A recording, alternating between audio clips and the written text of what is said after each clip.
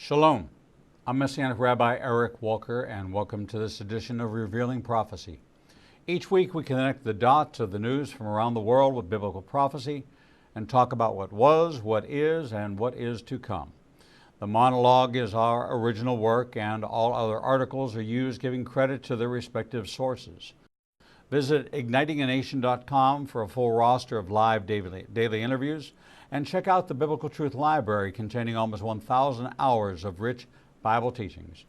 We encourage you to subscribe to the Igniting Nation YouTube channel, where you'll find over 1,400 interviews from our daily live broadcast.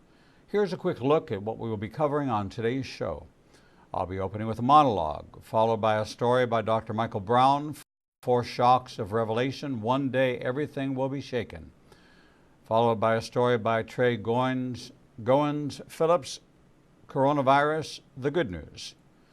Back-to-back stories by Bill Wilson, Parts 1 and Part 2 of the prophetic implications of the coronavirus. And our final story, Israeli officials talk of mass shutdown, locking people in homes to halt contagion. As we examine the Bible, we find that there are approximately 2,500 prophecies contained within the Bible, and around 2,000 have already been fulfilled.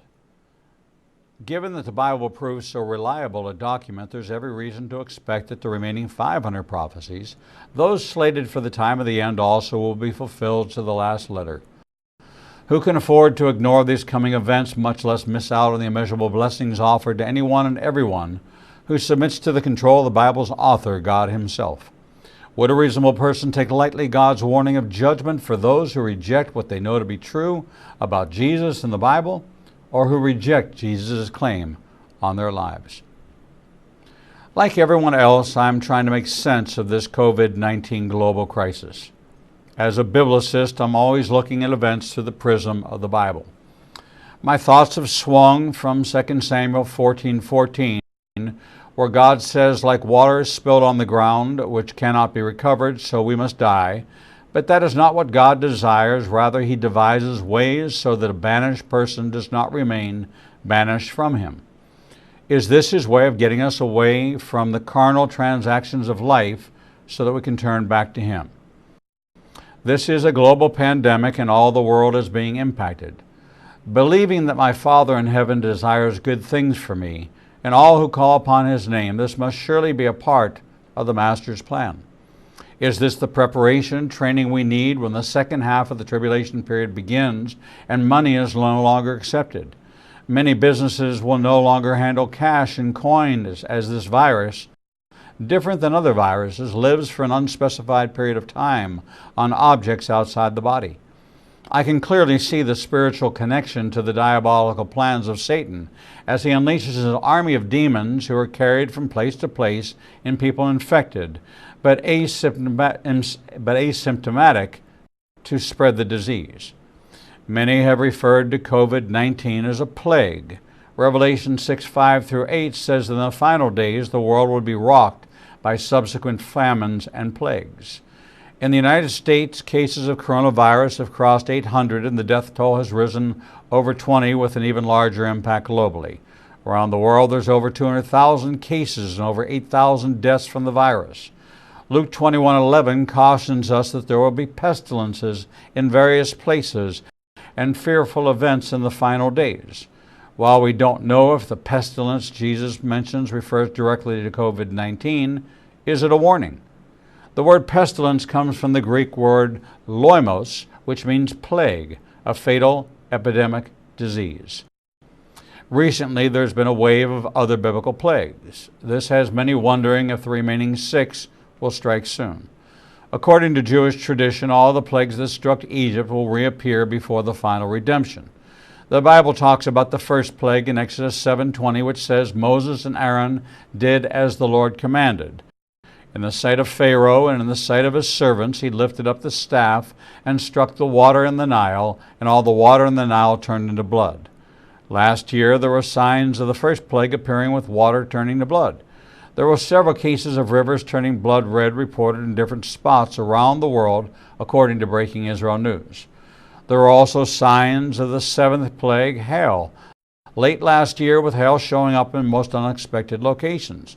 Some of these included Saudi Arabia, which was hit by baseball-sized hail, and Swaziland, South Africa, where the hail was so intense that it killed a herd of cows. What really caught attention was the biblical mix of fire and ice that struck in Australia as ice storms. The Bible addresses this in Exodus 9:22, which says, Hashem said to Moshe, the Lord said to Moses, hold out your arm toward the sky that hail may fall on all the land of Egypt, upon man and beast and all the grasses of the field in the land of Egypt. Recently, Saudi Arabia was hit with a massive infestation of bugs, specifically locusts, which is the 8th plague. While natural causes were blamed for the insect's appearance, the image of locusts were quickly connected with the plague. Exodus 10:15 speaks of the 8th plague, which says they covered the face of the whole land, so that the land was darkened, and they ate all the plants in the land and all the fruit of the trees that the hail had left. Not a green thing remained, neither tree nor plant of the field, through all the land of Egypt. The final plague that has recently appeared is darkness. Exodus 10:21 speaks of this plague when it says, Then the Lord said to Moses, stretch out your hand toward heaven, and there will be darkness over the land of Egypt, a darkness to be felt. In August 2017, the total solar eclipse that crossed the continental United States was followed by one of the most catastrophic hurricane seasons that we've seen in our nation's history. Following this, on January 21st of last year, we experienced a lunar eclipse that passed over the country with a major biblical significance. The question still remains, what is the message? There are mandatory quarantines, and Israel has virtually closed itself off from the outside world. The last group of tourists leaves this Friday. What began in China and has now taken the world by storm is certainly a strong glimpse into the future. One world government that controls currency and commerce.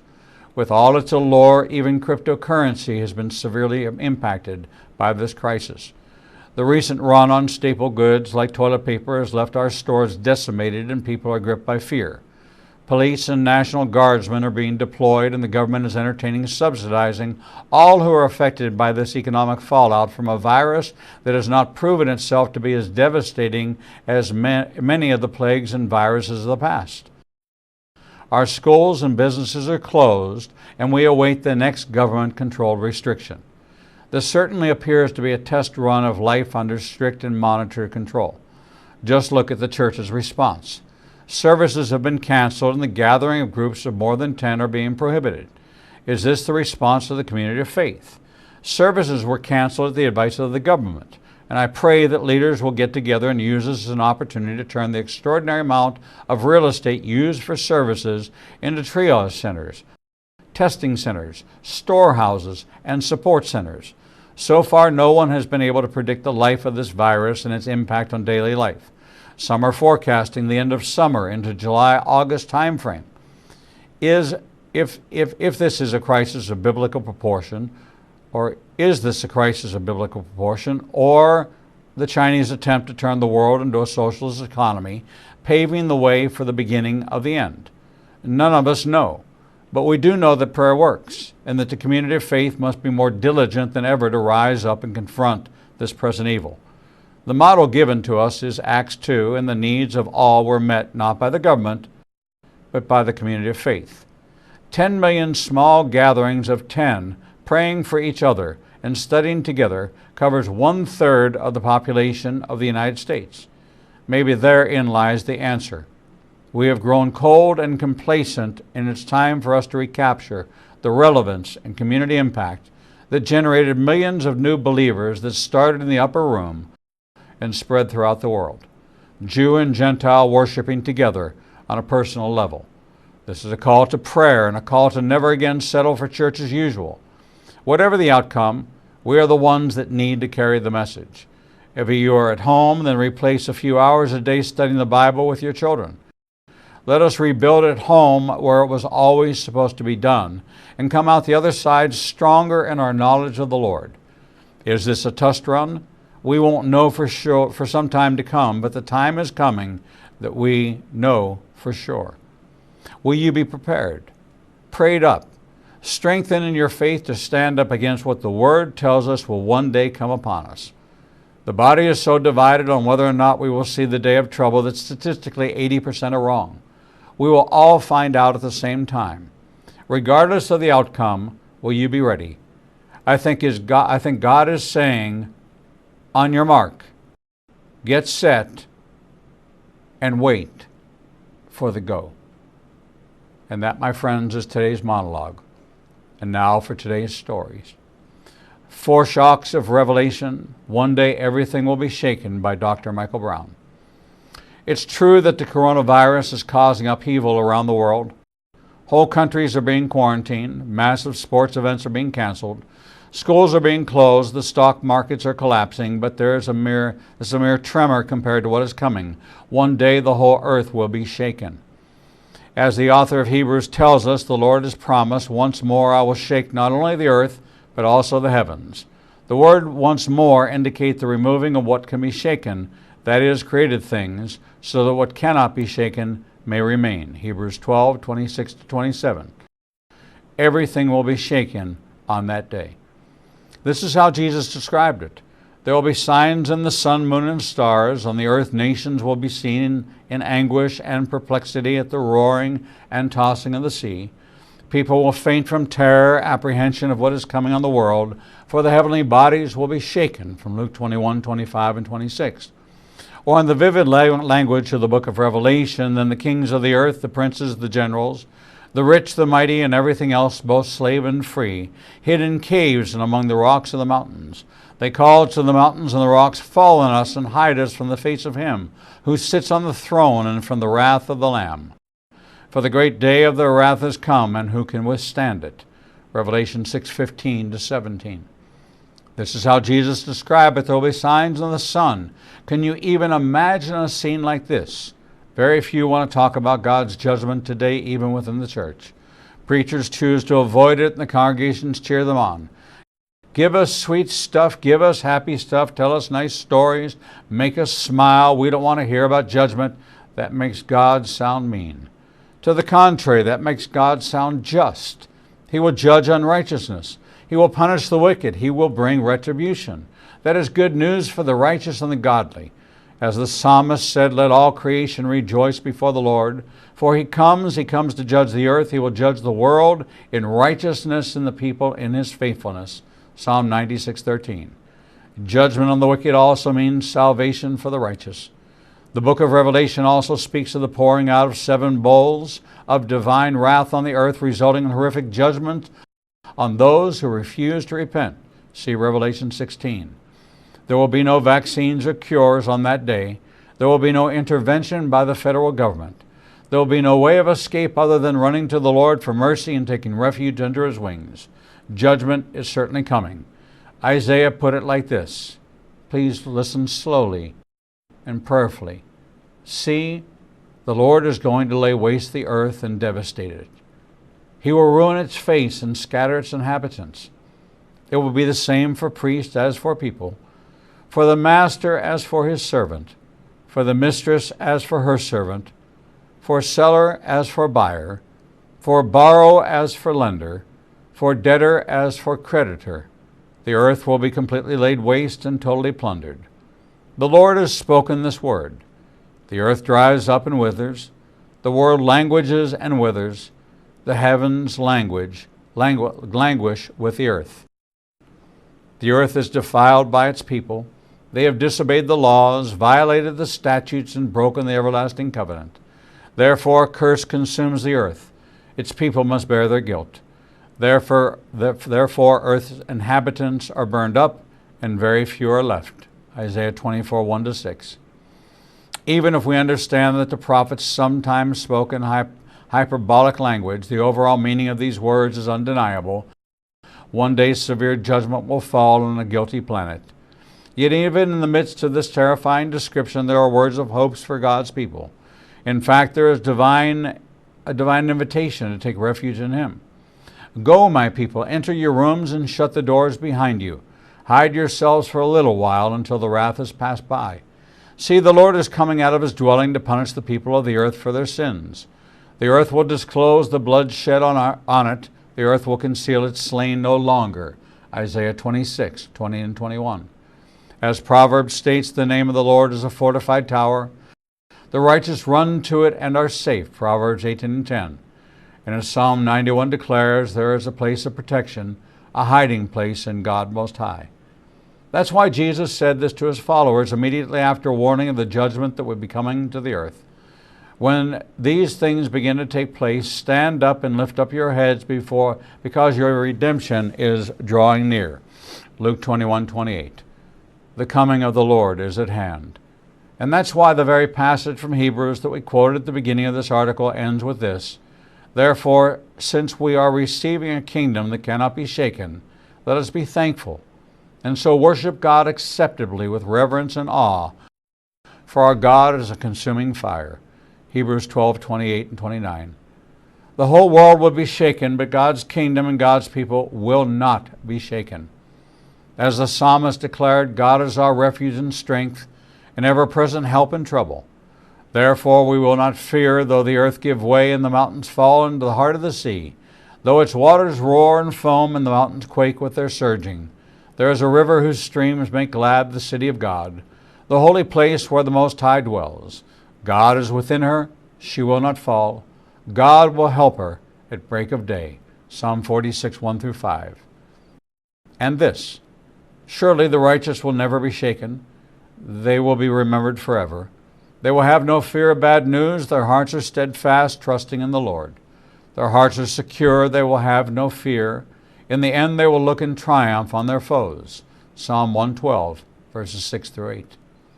It is true that the coronavirus has taken many lives so far, and every life is precious. And it is true that many more lives could be lost, along with real suffering for hundreds of millions due to economic crises. But this is only a small blip on the radar compared to what is coming. Now would be a good time for us as God's holy people to learn to trust Him in the midst of crisis, putting our spiritual roots down deep. Now would be a good time to realize that all life is transitory and that at best we are only passing through this world. Now would be a good time to take hold afresh of the beauty of the cross and the gift of eternal life. And now would be a good time to be used as agents of mercy and hope to a hurting world. In Jesus we have all that we will ever need, and in Him we will never be shaken.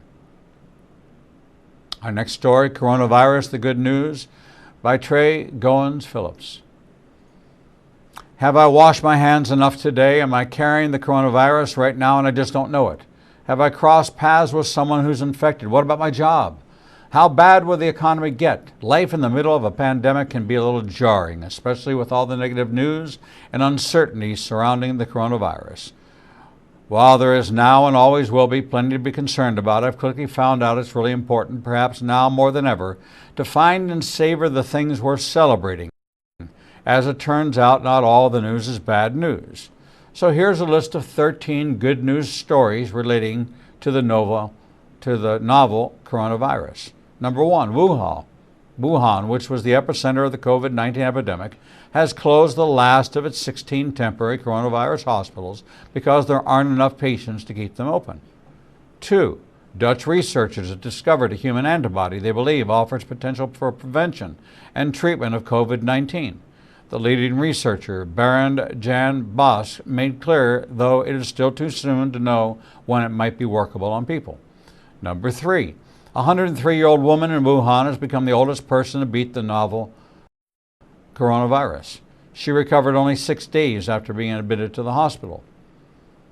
Number 4, all the Apple stores in China have reopened after being closed for 1 month amid the height of the coronavirus outbreak in the country. Number 5, the Cleveland Clinic has developed a drive-through coronavirus test that can give patients results in 1 day. Number 6, South Korea is finally seeing a decline in the number of new cases of the novel coronavirus, though it should be noted they have seen an emerging cluster in Seoul. Number 7, experts observing the heartbreaking situation in Italy are surmising that the catastrophic number of critical cases is due, at least in part, to the country's aging population. Number 8, Israeli researchers are close to announcing the development of a corona vaccine. However, a lengthy process of preclinical and clinical trials will have to come before it's available to the public. Number 9, over the weekend, the government of Maryland announced the first 3 people in the state to have confirmed cases of coronavirus have recovered. Number 10, a group of scientists in Canada have successfully isolated and grown copies of the coronavirus responsible for the COVID-19 pandemic. Isolating the virus, researchers said, will help in developing vaccines and treatment regimens. Number 11, a biotech company in San Diego says it's identified a vaccine for the novel coronavirus. Arcturus Therapeutics is working with Duke University and the National University of Singapore to develop the vaccination.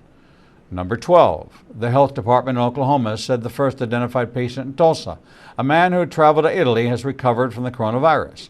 The patient had had 2 negative tests indicating a total recovery. Number 13, scientists are finding it may be possible to use the plasma from recently recovered coronavirus patients to treat those who have become severely ill as a effect of the COVID-19 infections. I hope these stories have been as encouraging to you as they have been to me. We will get through this pandemic. That's not to discount the suffering that will and already has come. But in the midst of such a scary and uncertain time, it's important to cling to the good stuff. In the meantime, please continue to pray for our leaders, our medical personnel, those who are suffering from COVID-19 around the world, and remember to extend grace to one another because we're all learning about this at the same time. Our next story, the Daily Jot, Prophetic Implications of Coronavirus, Part 1, with Bill Wilson. China's coronavirus is a revealer of prophetic events, perhaps the type and shadow of what is to come. We have seen just how small the world is. Humanity is globally connected in this 21st century. What happens in China can determine what happens in Ohio or even in a small rural community in Africa. We can see how quickly devastation, panic, economic disaster, sickness, and death can occur. If it gets worse and worse, we could see how nations could rise up against nations and how famines and wars could easily develop. The tighter food and medical supplies become, the more likely the love of many shall wax cold. Neighbor could turn against neighbor, family member against family member. This is prophetic. Christ warned in Matthew 24 and Luke 22 about events leading up to his return. He said in Matthew 24, 6 through 8, "And you shall hear of wars and rumors of wars. See that you be not troubled, for all these things must come to pass, but the end is not yet. For nation shall rise against nation, and kingdom against kingdom, and there shall be famines and pestilences and earthquakes in diverse places. All these are the beginning of sorrows." He goes on to say that many shall be offended. There will be many false prophets that will deceive many. The love of many shall wax cold. And in verse 13 he says, But he that shall endure unto the end, the same shall be saved.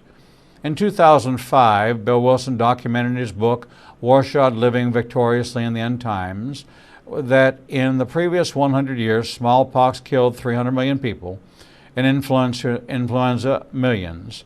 In 1918, for example, a worldwide flu epidemic attacked 20% of the global population, leaving some 50 million dead.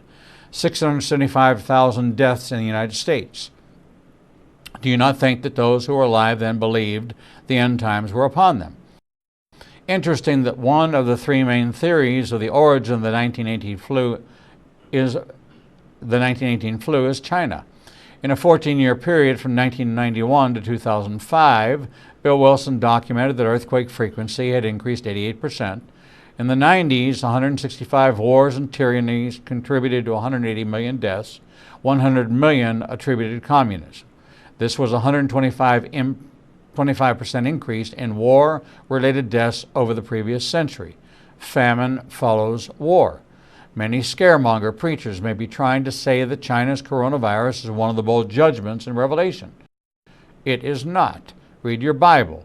The bold judgments come after the beast. The Antichrist has taken control in the last 3.5 years of Jacob's troubles, commonly referred to as the tribulation. We have not seen such a figure as yet.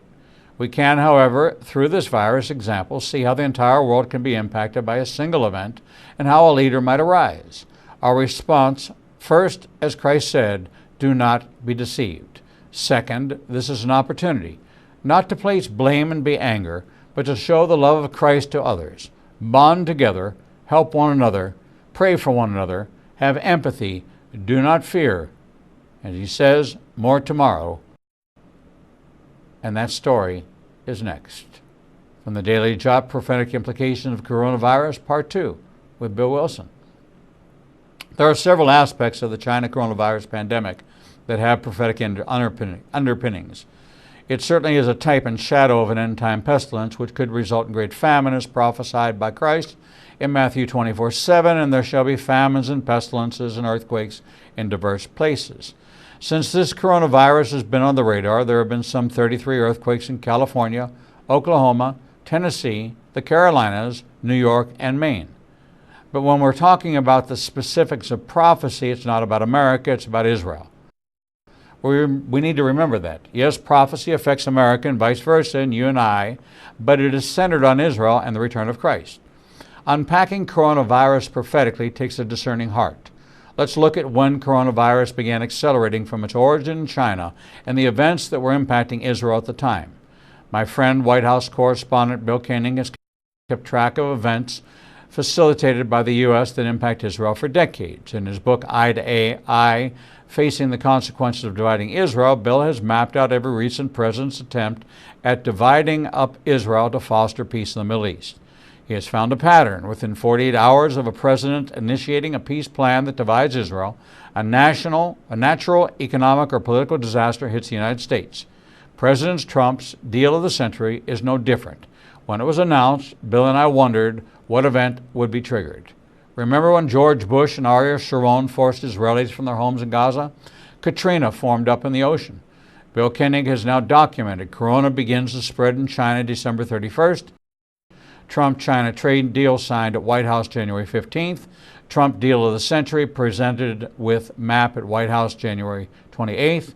40 minutes after President Trump posted his deal of the century map on Twitter for his 71.8 million followers, the Miami, Florida financial district was rocked with a 7.7 earthquake.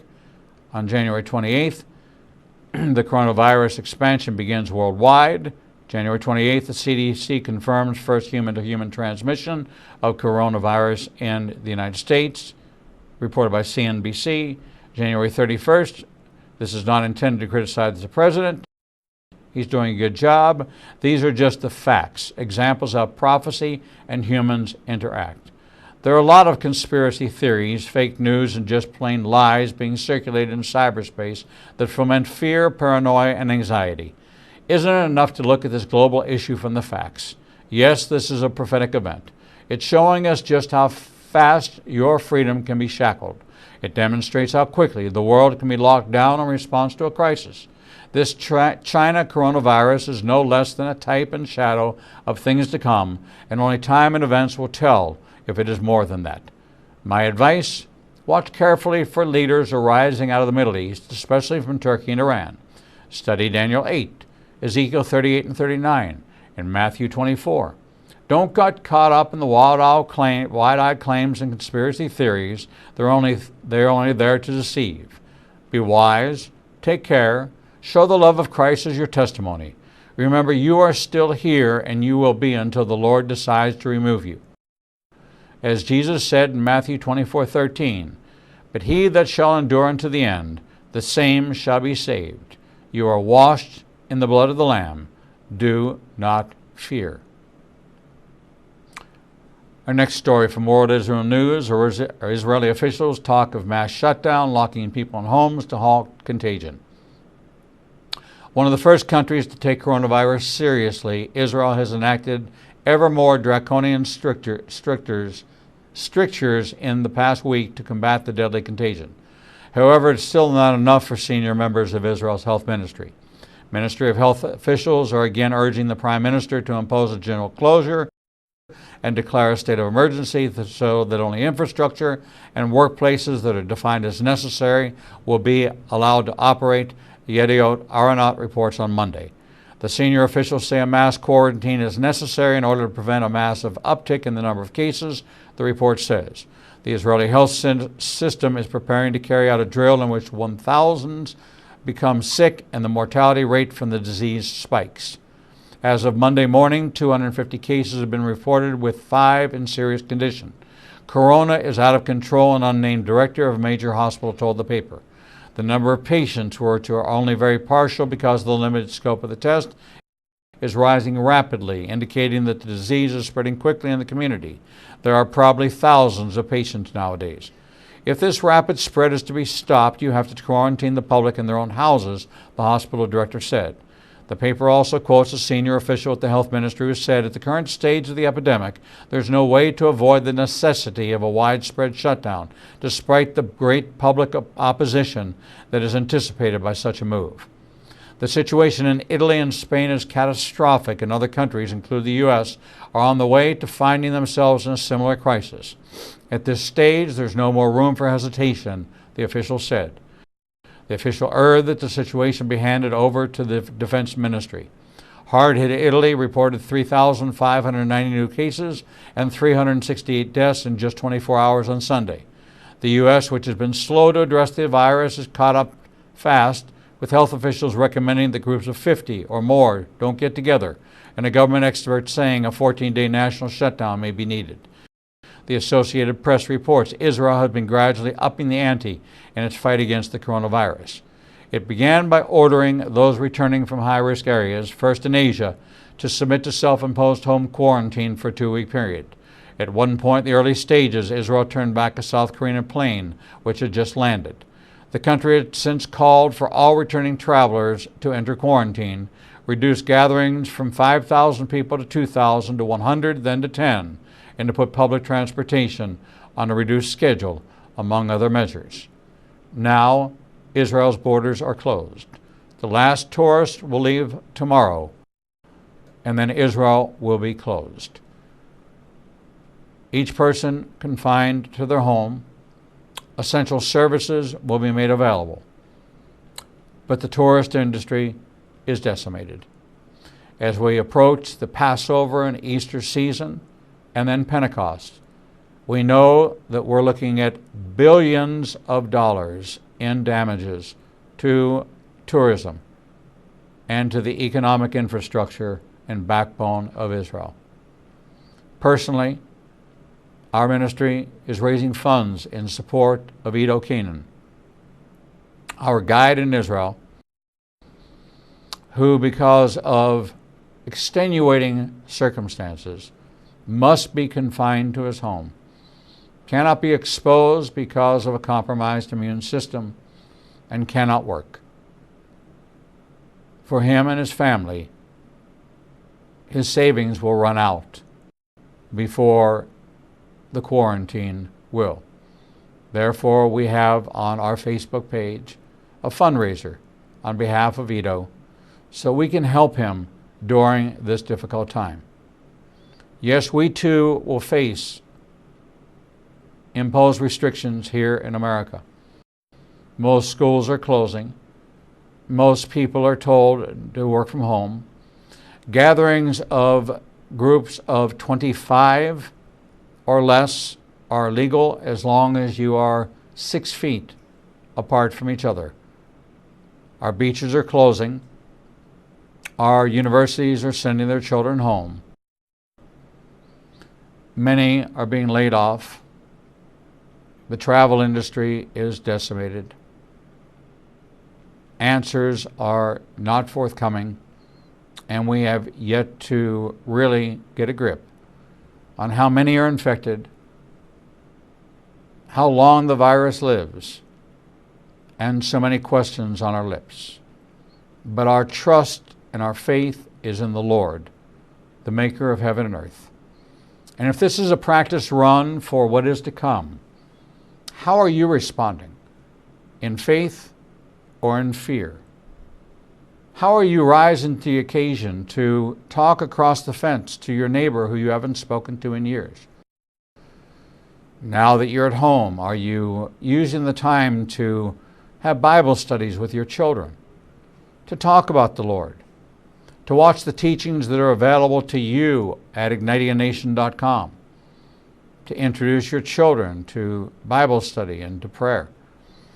to gather together in the local neighborhood, sitting in your front yard and in your driveway and talking to your neighbors sitting in theirs. Going back to the model of Acts chapter 2, where we shared what we had with one another, helping each other, looking out for each other. Isn't that what the church was called to do? And God's response to it was that He added to their numbers daily those being saved. You don't have to look too far out your front door to find somebody who has need, whether it's their hedges clipped or their lawn mowed or a little bit of help moving something. If you have older people in your neighborhood, they certainly could use a helping hand. Take their trash can from the corner and bring it up to their front door. Pick up their newspaper for them, bring it close. Help out where you can help out. And protect yourself and your family. And let your light so shine that will overcome this darkness. And we who put our trust and faith in the Lord will be saved. And that, my friends, is today's edition of Revealing Prophecy. This program, along with Revealing the Bible, are only available after they air through the Biblical Truth Library. Visit ignitingnation.com and check out the Biblical Truth Library and our guest lineup of our daily broadcast of Revealing the Truth. Follow us online through Facebook, Twitter, Instagram, and subscribe to our YouTube channel, where you can catch up on over 1,400 interviews and never miss any of our great guests. Look forward to the announcement of our new Roku channel, our new Apple TV channel, our new Amazon Fire channel, our new Apple apps and Android apps, and new services which will be coming your way in the next couple of months. Your comments and questions are always welcome, and you can use the contact form found on ignitingnation.com. Visit our events page for information about our live events. And don't forget, our regular live broadcasts are Monday through Friday from 10 a.m. to 1 p.m. Central Time. Until we see you right back here for the next edition of Revealing the Truth, we thank you for watching and bless you with shalom.